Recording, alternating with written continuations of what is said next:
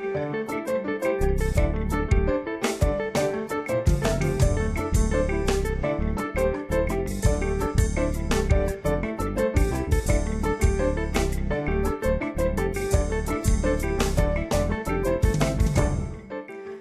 there, I'm Laura Kyle. This is Counting the Cost on Al Jazeera, your weekly look at the world of business and economics. This week, they opposed Donald Trump's policies in 2016, but now the very same tech executives in Silicon Valley have pledged to work with him.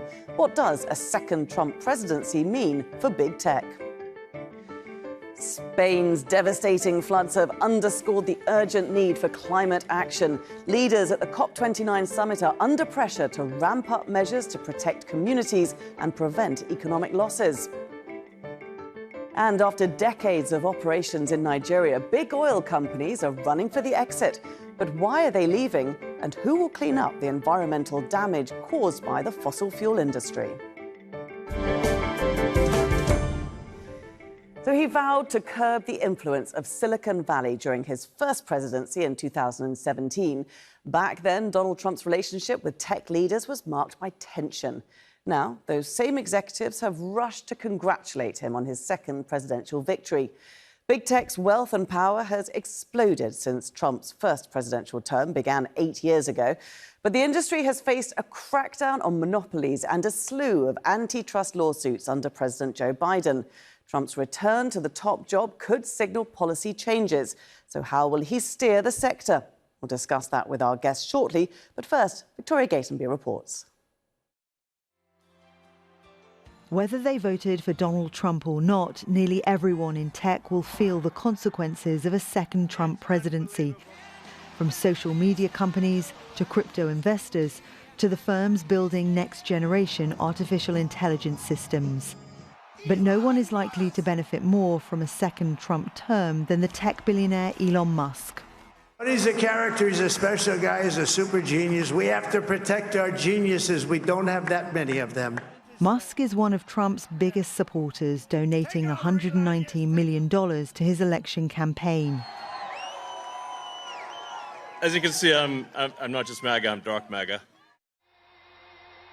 Trump's announced he's creating a Department of Government Efficiency headed by Musk, with the power to recommend wide-ranging cuts at federal agencies and changes to federal rules. It could potentially give Musk, a major government contractor, the power to regulate the regulators who hold sway over his companies, including SpaceX. Social media platform X, formerly Twitter, bought by Musk for $44 billion 2 years ago, is also expected to go from strength to strength with Trump in the White House, despite it being criticized for spreading misinformation during the election campaign. Other social media companies may decide to go the same way as X, shifting their policies over content moderation and political bias to the right to avoid fights with the new administration. It remains unclear whether Biden's antitrust battles with tech companies such as Apple, Meta and Amazon will continue under Trump, but the crypto industry is expected to be a big winner. Crypto executives poured millions of dollars into electing Trump.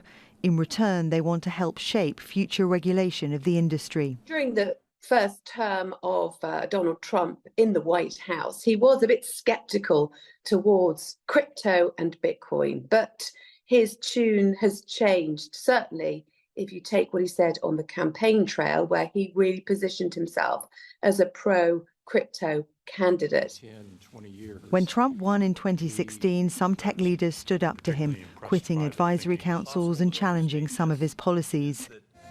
This time, tech leaders from Amazon, OpenAI, Alphabet, Microsoft, Meta and Apple all posted messages congratulating Trump on his victory and pledging to work with him to boost American innovation. Victoria Gatenby, Al Jazeera, for Counting the Cost. Well, joining us now from New York is Daniel Ives, Managing Director of Wedbush Securities and Senior Equity Analyst. Great to have you with us, Daniel. What do you make of tech leaders' rush to congratulate Trump when so many of them opposed him and his policies in his first term? Look, the reality is that it's a game changer for big tech. It's going to be a lot more deal making. You know, the con of the FTC is definitely probably gone. And for big tech, regulation out the window, or more of a laissez-faire. Is bullish for big tech, bullish for Tesla, especially with Musk heavily involved in this White House. Yeah, that's interesting, isn't it? You bring up Musk. I mean, so long as he remains in favour, there's always question marks over how long that might be. What is he set to gain from this Trump presidency? I mean, for him, it's been a poker move for the ages because autonomous could easily get fast-tracked in the U.S., and that's been really stuck in regulatory spider web. Also, I think the EV tax credits get pulled probably in January once Trump takes office. That's negative for the industry, negative for GM, Ford, and others, bullish for Tesla because of the scale and scope. So this is for Musk. It's been a champagne moment, and he'll be heavily involved in the tariff negotiations with China as well. I mean, you mentioned tariffs there. Let's talk about that. I mean, how are they likely to affect big tech? Look, I think there's going to be carve-outs. It's going to be sort of a back and forth, but I don't view this that this is going to be dramatically impact supply chain, China, NVIDIA, AI revolution. There's a comfort level with Musk being heavily involved in negotiations. It's not just a typical bureaucrat from the Beltway. And that's some of what we're seeing here. I mean, this is a Goldilocks moment for tech. Like you said, even though some opposed, in terms of Trump, the reality is it's going to be a golden era of AI ahead with Trump in the White House. Is that good for the rest of us? Look, I think it's clearly there will be some issues that we'll see, on both sides of the aisle and even internationally. But I think the reality is that it's going to be a much more business-friendly U.S. And I think the most important thing when it comes to big tech and AI revolution, this is really going to be an Autobahn. I mean, it's going to be able to sort of drive this in terms of AI, autonomous, robotics. And the worry was that under other administrations, even under Biden, regulatory became a bigger and bigger issue. Well, Biden also oversaw a crackdown, didn't he, on anti-competitive behaviour. Some, however, do think that Trump might keep those policies in place. And whether he does or not, I suppose, all depends on who he chooses to replace Lina Khan at the Federal Trade Commission. Yeah, look, there will be some sort of anti-tech bias, but Khan's been a nightmare for big tech, probably one of the biggest nightmares for big tech in the last 20 years. Her out of the Beltway is a huge positive, regardless of who replaces her. And I think that's very important from a regulatory, because that's been overhang names like Google, Apple, and others with Khan out at the FTC. What about TikTok? I mean, Trump was very anti-TikTok during his first term. He seems to have overturned that position now. Might it be saved in the US? Oh, I mean, now it's been a 180. I mean, ironically, in a twilight zone, he started the TikTok ban talk 2018, 2019. Now he's a fan of TikTok. Because, look, the reality is you start to go down this path, what happens to X? Remember, you're talking about the bromance between Musk and Trump. What happens to Truth Social? So I think the reality is that if there's any enemy that he's focused on, maybe it's a Meta and a Google, and that's more sort of his battle right now. TikTok, no chance there's any ban. And what about if we're looking at social media? There's a lot of talk of X becoming more right-wing. Obviously, Truth Social is quite right-wing. What about Facebook, other social media platforms? Are we going to look at a swing in the other direction? Look, I mean, there's definitely been more balance. I mean, you could say a swing in terms of X, but look, if it's not for Musk, I don't think Trump gets elected, in terms of all the support. So it just goes back to this is a bromance that's going to continue to increase in terms of Musk and Trump. And I think also in terms of social media, look, I think it speaks to, I don't think we're going to have any issues in terms of Section 230, the legal shield in the U.S. around social media. Look, there's going to be on all sides, there will be sort of criticism. But the reality is today is a much better state for big tech, Tesla, Musk, with Trump in the White House. Well, on that positive note, we'll end. Daniel Ives, many thanks indeed for taking the time to join us from New York. Thank you. It's one of the most severe weather events in Spain's recent history, with record-breaking rainfall. Floods have devastated cities and towns across the eastern Valencia region, where there was inadequate drainage systems and flood defences. The scale of the damage caused by the flooding is expected to run into the billions of dollars, underscoring the huge cost of climate inaction. That price is rising by the day as Spain and other countries increasingly face extreme weather disasters. Leaders gathered at the COP29 summit in Azerbaijan are under pressure to spend big on climate change, mitigation, adaptation and disaster relief. But will they? We'll put that to our guest in just a moment after this report from Rory Challens in Valencia. How do you count the cost of a catastrophe? Lives lost and bodies broken? Psychological trauma? Is it financial? As Spain reels from its devastating flash floods, the hardest-hit region of Valencia is dealing with all of these. And just as the final number of dead isn't known yet, nor is the full economic damage. If we're talking about the sum cost, we could be speaking of about 25 to 30 billion. But today we don't have a trustworthy figure, which makes the situation worse. So what help do they need to get back on their feet? We, especially the small businesses, shops, bars, need fast help, money. They need to have available funds now to be able to fix places and start working.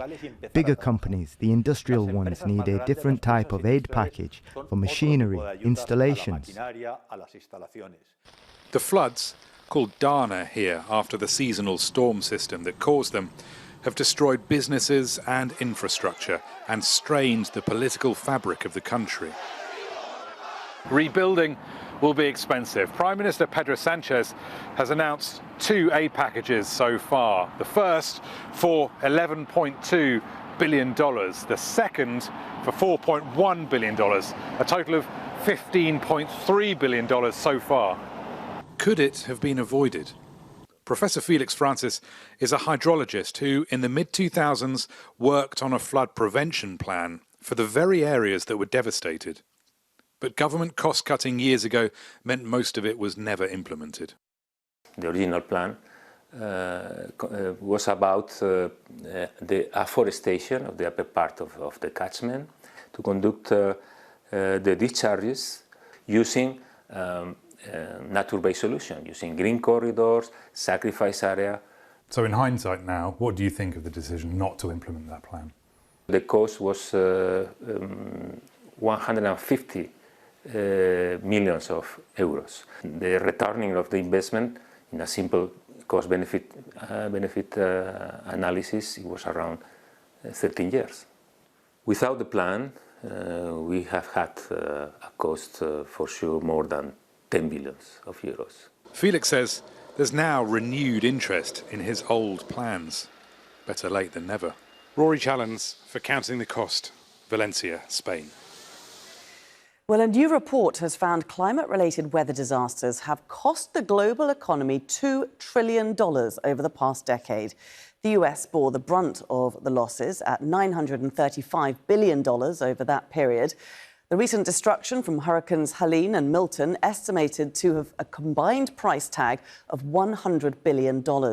In China, damages topped more than $260 billion this past decade. Earlier this year, typhoon rains brought flooding to the southeastern and central parts of the country, causing severe destruction. And in India, flooding and landslides killed hundreds recently, with extreme weather events becoming more common every year. The cost, upwards of $110 billion in damages there too.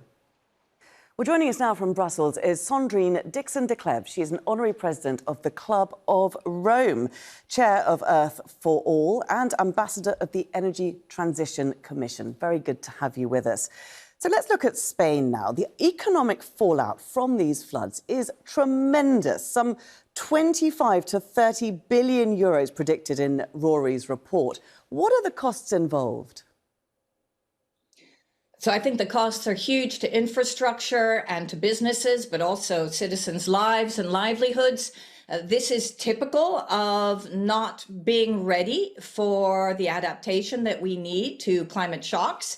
And it's not only in Spain. We're seeing that the flooding across Europe, but also across the rest of the world, is getting more and more aggravated by the fact that temperature spikes are going up so fast, actually. I mean, we have to remember that we are getting close to 1.5 degrees, which was the original Paris Agreement. So the cost to lives and livelihoods are huge, and the final bill is not yet in. So this is the key issue. There's one other cost right now, which is a political cost. And I think the political games that are happening in terms of the accusations against the current minister, Teresa Ribera, who's up for a commissioner spot of competitiveness, is really quite scandalous, that we're now using climate change as a political game, which it shouldn't be, and especially since Teresa Ribera has been dedicated to ensuring that not only Spain shows leadership on climate, but also that actually we do address adaptation in her country. Well, they may be showing leadership, but they avoided a flood prevention plan for this area that was proposed, and that would only have cost 150 million euros.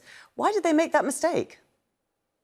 Because this is always the problem. The short-term politics around climate change are really problematic. The fact that actually countries are not thinking about the long term, and that they continuously are scrapping climate programs and environmental programs at a time when we actually need to be investing in both adaptation and mitigation. I mean, we're seeing a backtracking in terms of the net zero objectives of many of our oil and gas companies. We're seeing the same thing in terms of our governments, who for the moment, it is true, are under pressure due to conflicts across the world, whether it be Gaza. They're cutting their own budgets in order to give more money for defense with regard to also the Ukrainian situation. So we need to come back to the reality check of also the fact that we will lose 3% of GDP at 1.5 degrees. And if we continue to go up to 10 degrees, we could lose, to 3 degrees, we could lose 10% of GDP. Well, that's extraordinary. So do you see, let me just jump in there, because do you see are any countries doing that? Are you seeing any countries leading the way here? Unfortunately, I'm starting to see a real backtracking in terms of putting in place the funding that we need, whether it be at the local level or whether it be at the national and the regional level, again, because of the costs that are really being taken by some of the local decision makers that don't want to spend on actually for protecting the future for its people. And this is the greatest issue that we have. We need to start realizing that the cost of inaction is greater than the cost of action. Do you feel that message is being heard now in Baku, where world leaders are gathered at COP29? Do you think we're going to see any major achievements from this year? I'm hopeful that we will get an achievement on finance. I do worry that opening up a COP proceeding with a statement by the president of the COP from Azerbaijan is one that says that oil and gas are a gift from the gods. And I do worry that with the contracts that were sealed last week, again by the same presidency, that we are demonstrating the hypocrisy of our current governments.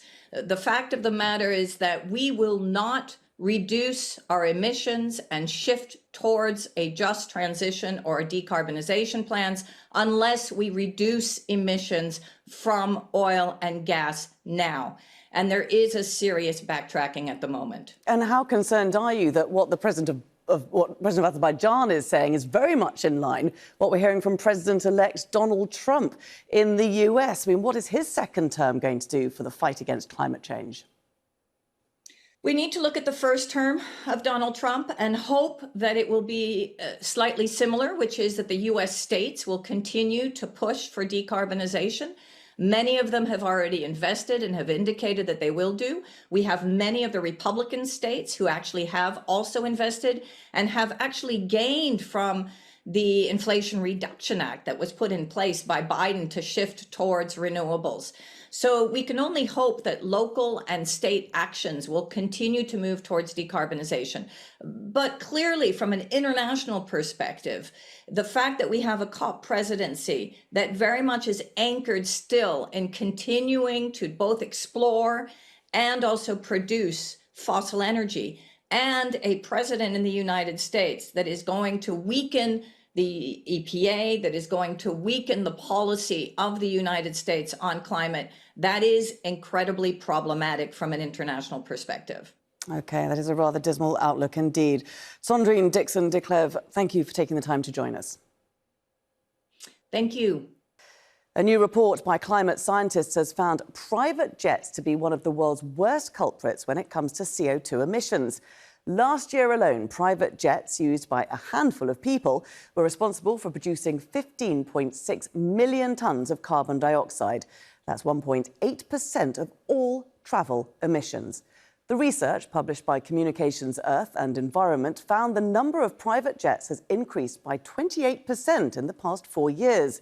Their emissions over that same period rose a staggering 46%.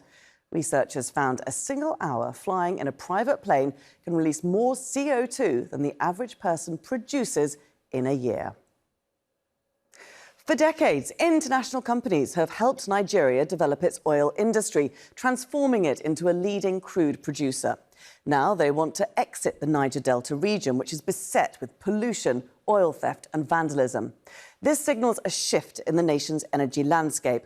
Oil majors are selling their onshore assets to Nigerian groups and investing in more lucrative operations offshore in other countries.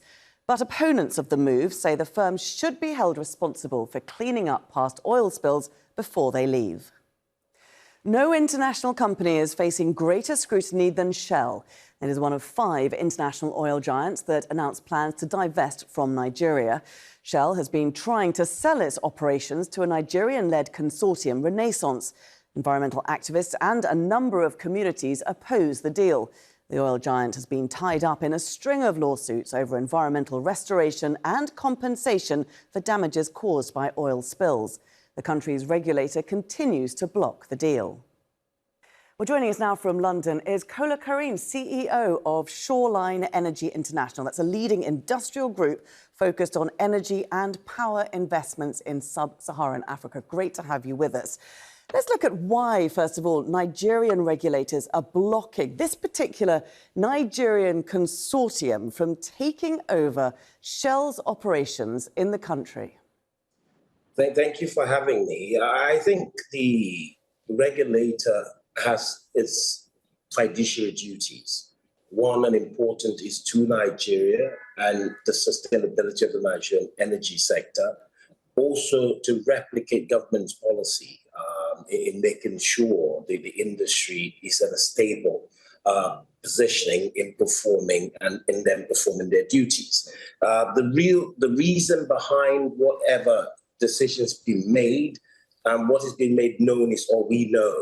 But the reality is, if you look at the majority of the international oil companies and their divestment programs, I think there's got to be a lot more involvement of the regulators, the government, the joint venture partners in trying to formulate or come out with a formula that works in a way that will benefit all, more importantly, Nigeria. So what exactly is the problem with the multinational companies leaving? Because on the surface of it, the indigenization of this industry seems like a good thing.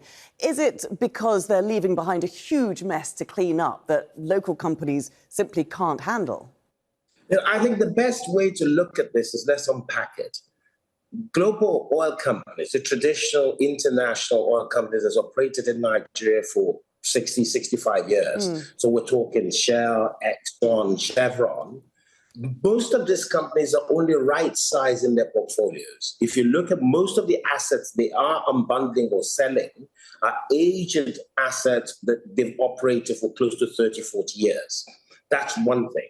But the other thing is most of these assets also have aged facilities. So it's important that these oil companies, looking at where oil find is today globally, the new markets and real frontier, Namibia comes in point, Guyana comes in point. It makes more sense for them to go invest in this new finds, new exploration activities that's bringing new oil and leaving behind the old assets that could be better dealt with by the local companies like ourselves. But do you think that is going to be better dealt with by the local companies? Or should these big international companies be responsible for cleaning up the communities and the earth that they've damaged?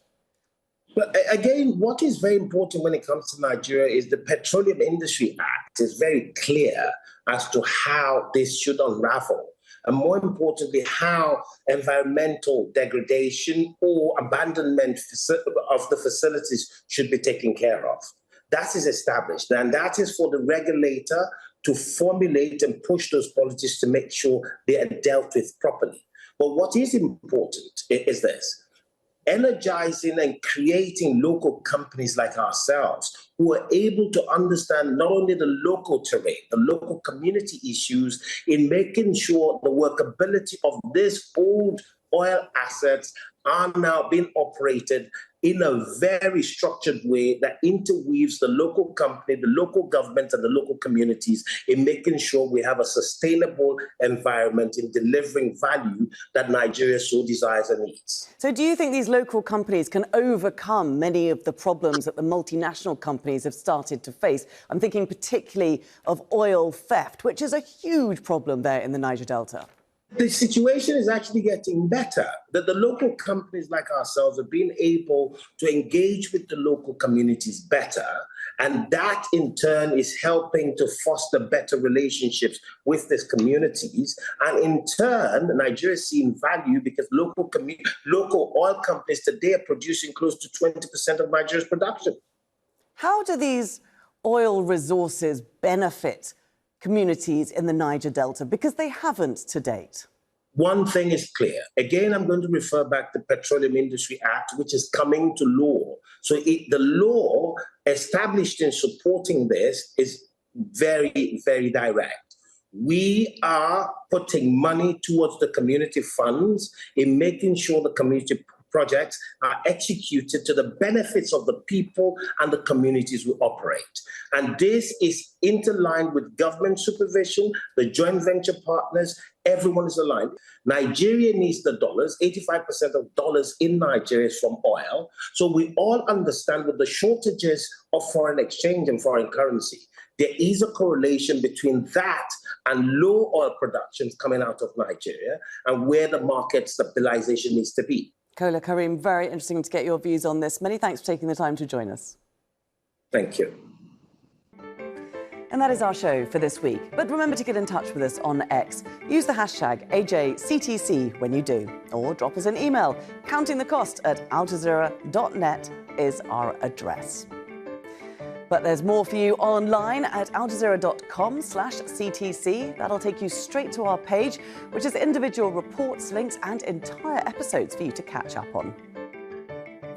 And that's it for this edition of Counting the Cost. I'm Laura Kyle, and from the whole team here, thanks for joining us. The news is next on Al Jazeera.